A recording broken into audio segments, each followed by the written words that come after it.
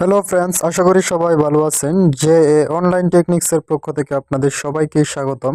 ভিডিওর থাম্বনেল দেখে বুঝতে পারছেন কি নিয়ে আলোচনা করব। মাইক্রোসফট ওয়ার্ডের বেশ কয়েকটি গুরুত্বপূর্ণ টুলস, মানে যেই টুলগুলো অতিরিক্ত ব্যবহার হয় সেই টুলসগুলো নিয়ে আজকে আলোচনা করব। এই ভিডিওটার মাধ্যমে আপনি কোনো টুলস নিয়ে আর সমস্যায় পড়তে হবে না, খুব দ্রুত আপনি মাইক্রোসফট ওয়ার্ডের টাইপিংয়ের কাজটি করতে পারবেন। তাই দেরি না করে চলুন শুরু করা যাক। প্রথমেই আমরা দেখব টুলস এ এ থেকে জেড পর্যন্ত সবগুলা টুলস নিয়ে কিন্তু আমি আলোচনা করব। কন্ট্রোল এ বাটনের কাজ হলো, যখন আপনি একটি লেখা লিখবেন 10 পাতা 20 পাতা যত পাতাই হোক না কেন, এই কন্ট্রোল এ বাটন ক্লিক করার পরে কিন্তু সম্পূর্ণ লেখাটি সিলেক্ট হয়ে যাবে। এবং সিলেক্ট হওয়ার পরে কিন্তু আপনি সেই লেখাটিকে যে কোনো স্টাইলে ফন্টে যে কোনো কাজ করতে পারবেন। এটা হলো কন্ট্রোল এ বাটনের কাজ। এখন আমি দেখাবো কন্ট্রোল বি। কন্ট্রোল ভি বাটনের কাজ হলো, ধরুন আপনি একটি লেখাকে সিলেক্ট করেছেন, এই পর্যায়ে যদি আপনি কন্ট্রোল বি বাটনে ক্লিক করেন তাহলে সেই লেখাটি বোল্ড হয়ে যাবে।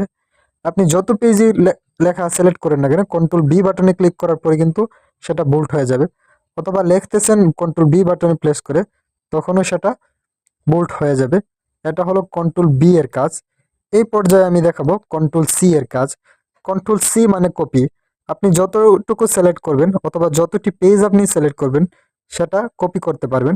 আমি যখন কন্ট্রোল সি দিয়ে কপি করবো, এই দেখেন নিচে যখন আমি পেস্ট করে দিয়েছি সেটা কিন্তু কপি হয়ে গেছে। এটা হলো আমার কন্ট্রোল সি এর কাজ।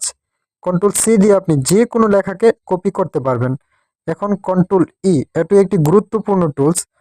আপনি যখন কন্ট্রোল ই দিবেন তখন দেখবেন আপনার এই লেখাটি মিডলে চলে গেছে, একটি পেজের মিডলে চলে যাবে। এটাকে আপনার উপরে ওই দিক দিয়ে দেখতে পাচ্ছেন, আমার লেখাটা কিন্তু মিডলে চলে যাচ্ছে। এটা হলো আমার কন্ট্রোল ই এর কাজ। আপনি কন্ট্রোল ই বাটনে ক্লিক করার পর যে কোনো লেখাকে মিডিলে নিতে পারবেন, সেটা সিলেক্ট করে হোক অথবা সিলেক্ট ছাড়া হোক। আপনি এই দেখেন দ্বিতীয় নাম্বার লাইনটাও কিন্তু আমি কন্ট্রোল ই বাটনে ক্লিক করার পর সিলেক্ট করতে পারছি। এই পর্যায়ে আমি আলোচনা করব কন্ট্রোল প্লাস আই বাটন নিয়ে। কন্ট্রোল প্লাস আই বাটনের কাজ হলো, যে কোনো একটি লেখাকে আপনি ইটালি ফন্টে চেঞ্জ করতে পারবেন। যখন কন্ট্রোল আই বাটনে ক্লিক করবেন সেটা একটু বাঁকা হয়ে যাবে, মানে আড়াআড়ি হয়ে যাবে। দেখেন প্রথম লেখাটি সোজা ছিল, আমি সিলেক্ট করার পর এটাকে কন্ট্রোল আই বাটনে ক্লিক করেছি, আমার এই লেখাটা কিন্তু আড়াআড়ি হয়ে গেছে। পুনরায় আমি যখন আই বাটনে ক্লিক করব লেখাটা কিন্তু সোজা হয়ে গেছে। এই কন্ট্রোল আই বাটনের কাজ হলো, এটাকে আপনি যে কোনো একটি লেখাকে ইটালিক করতে পারবেন, মানে আড়াআড়ি করতে পারবেন। আশা করি এই বিষয়টিও বোঝাতে পেরেছি। এই পর্যায়ে আসবো কন্ট্রোল জে। আপনি যখন কন্ট্রোল জে বাটনে ক্লিক করবেন কোনো একটি লেখাকে সিলেক্ট করার পর, তখন দেখতে পারবেন আপনার লেখাটি সম্পূর্ণ লাইন হয়ে গেছে। আমি এখন একটি লাইন পুরোটাই করে দেখাচ্ছি। এই পর্যায়ে দেখেন লাইনের এই মাথা থেকে ওই মাথায় চলে যাবে। এই দেখেন একটু আগাগোড়া ফাঁক থাকবে না, সম্পূর্ণ এটা মিলে যাবে লাইনের সাথে। এটা হলো কন্ট্রোল জে এর কাজ। উপর দিক দিয়ে আপনি দেখতে পাবেন এটা কন্ট্রোল জে দেওয়ার পরে এই সমান হয়ে যাবে, মানে এই মাথা ওই মাথা সব মাথাগুলা একবারে সমান হয়ে যাবে। মাধ্যের স্পেসগুলা নিজেদের মধ্যে একটি ভারসাম্য তৈরি করে নিবে। এখন কন্ট্রোল এল আর কন্ট্রোল জে বাটন কিন্তু মোটামুটি অনেকটা সেমই কাজ করে। তারপর এখন আমরা আলোচনা করব কন্ট্রোল এন বাটন নিয়ে। আপনি যখন কন্ট্রোল এম বাটনে ক্লিক করবেন তখন দেখতে পাবেন একটি লেখা একটু স্পেস দিয়ে সরে গেছে। এবার আপনি আপনি যতবার এম বাটনে ক্লিক করবেন তখন একটু একটু করে কিন্তু সরে যাবে। আপনি একটি লেখাকে সিলেক্ট করে করতে পারেন অথবা সিলেক্ট ছাড়াও কিন্তু কন্ট্রোল এম বাটনে ক্লিক করার পর একটি লেখাকে অল্প অল্প করে একটু একটু করে ডান দিকে অথবা সামনের দিকে সরিয়ে নিতে পারবেন। এটা হলো কন্ট্রোল এম বাটনের কাজ। এটা তারপর আমরা দেখব কন্ট্রোল এন। আপনি যখন কন্ট্রোল এন বাটনে ক্লিক করবেন তখন দেখতে পারবেন আপনার সামনে আরেকটি নতুন পেজ ওপেন হয়েছে। আপনি এই পেজ লেখা শেষ, এই পেজের মধ্যে আর কোনো কাজ করতে যাচ্ছে না, তখন আপনি কন্ট্রোল এন বাটনে ক্লিক করার সঙ্গে সঙ্গে কিন্তু আপনার সামনে একটি নতুন বাটন ওপেন হয়ে যাবে। তারপর এখন আমরা দেখব কন্ট্রোল ও বাটন। কন্ট্রোল ও বাটনে যখন আমরা ক্লিক করব তখন আমাদের ফাইলটি আমরা সেভ দিতে পারবো অথবা এই জায়গায় কোনো ফাইল ইনভেস্ট করতে পারবো, মানে এটার উপরে। এই পর্যায়ে কন্ট্রোল পি তো আমরা সাধারণত সবাই জানি। কন্ট্রোল পি দিয়ে ক্লিক করার পর আমাদের প্রিন্টারের সেটিংটি আসবে এবং সেখান থেকে আমরা পেজ সেটআপের মাধ্যমে কিন্তু সেই পেজটিকে প্রিন্ট করতে পারবো। এটা হলো কন্ট্রোল পি এর কাজ। এখন আমি দেখাবো কন্ট্রোল আর। আপনি যখন একটি লেখাকে কন্ট্রোল আর প্রেস করবেন তখন লেখাটি কিন্তু পেজের ডান দিকে চলে যাবে। আমি দেখেন যে লেখাটার উপরে ক্লিক করে আর বাটন ক্লিক করি সেটা কিন্তু পেজের ডান দিকে চলে যায়। এই প্রত্যেকটা লেখাই কিন্তু পেজের ডান দিকে গিয়ে মিলে যাচ্ছে, অর্থাৎ ডান দিকে সোজাসুজি থাকবে এবং বাঁ দিকেটা আড়াআড়ি বাঁকা ছোট বড় থাকবে। এটা হলো কন্ট্রোল আর এর কাজ। এই পর্যায়ে কন্ট্রোল এস দেখাবো। যখন আপনি একটি পেজকে লেখা শেষ করে সেভ দিতে যাবেন তখন কন্ট্রোল এস ক্লিক করার পর ফাইলটি ওপেন হবে। এই জায়গায় আপনি যে কোনো ফরম্যাটে কিন্তু এটাকে সেভ দিতে পারবেন।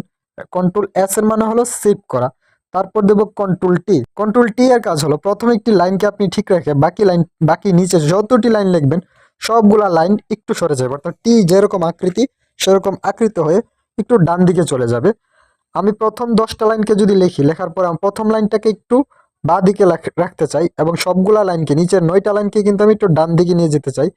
এক্ষেত্রে আমি কন্ট্রোল টি বাটনে ক্লিক করার পর কিন্তু আমার প্রথম লাইনটা ঠিক থাকবে এবং বাকি সবগুলা লাইন কিন্তু, যতটা লাইন আমি সিলেক্ট করেছি সবগুলা লাইন কিন্তু একটা স্পেস ডানে সরে যাবে, অর্থাৎ এক মিলে কিন্তু ডানে সরে যাবে।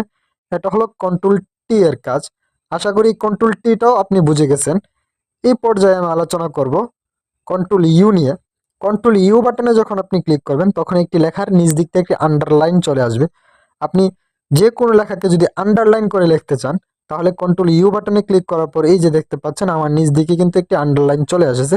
এটা হলো কন্ট্রোল ইউ বাটনের কাজ। এখন আমি দেখাবো আপনাকে কন্ট্রোল বি। কন্ট্রোল বি হলো আপনি একটি লেখাকে কপি করেছেন, কন্ট্রোল বি দিয়ে হলো পেস্ট করা। আপনি একটি লেখাকে কপি করার পর কন্ট্রোল বি দিয়ে যতবার চাপবেন সেটা ওই জায়গায় পেস্ট হয়ে যাবে।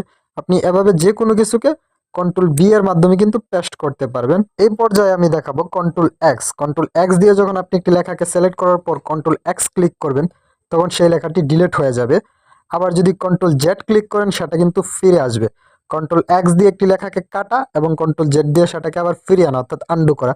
কোনো একটি লেখা আপনি ভুলবশত ডিলিট করে ফেলেছেন, এক্ষেত্রে কন্ট্রোল জেড বাটনে ক্লিক করলে সেটা ফিরে আসবে, কন্ট্রোল এক্স বাটনে ক্লিক করলে সেটা চলে যাবে, ডিলিট হয়ে যাবে। আশা করি বিষয়টি বোঝাতে পেরেছি।